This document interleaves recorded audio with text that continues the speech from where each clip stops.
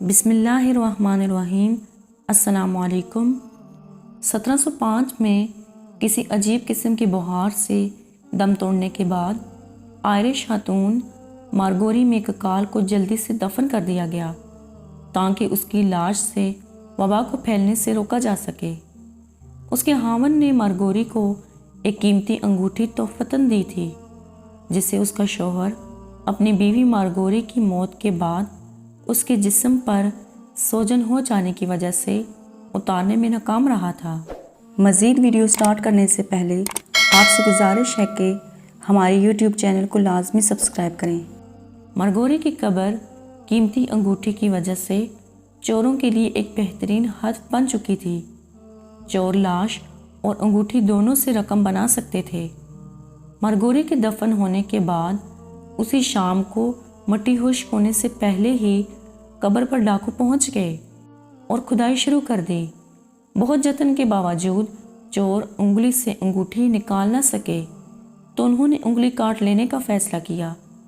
जैसे ही उंगली काटी तो खून की धार निकली और मारगोरी हरकत में आकर सीधी बैठकर चीखने चिल्लाने लगी।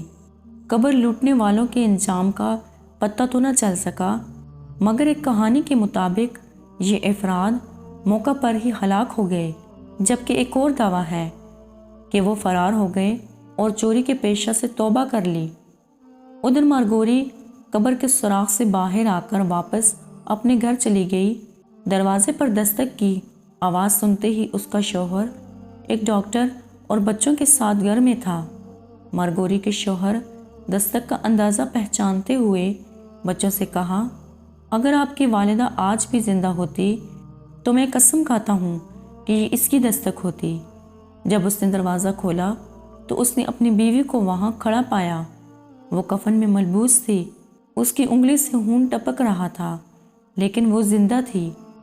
जबकि उसका शौहर ये देखकर फर्श पर गिरा और दिल का दौरा पड़ने से मौका पर ही फौत हो गया, जिसे मारगोरी की ही हाली होने वाली कब्र में दफन कर दिया गया।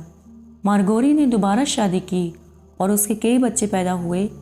जब आखिरकार उसकी मौत वाक़या हो गई तो उसे आयरलैंड के शंकील कब्रिस्तान में दफनाया गया, जहां अब भी उसकी कब्र मौजूद है।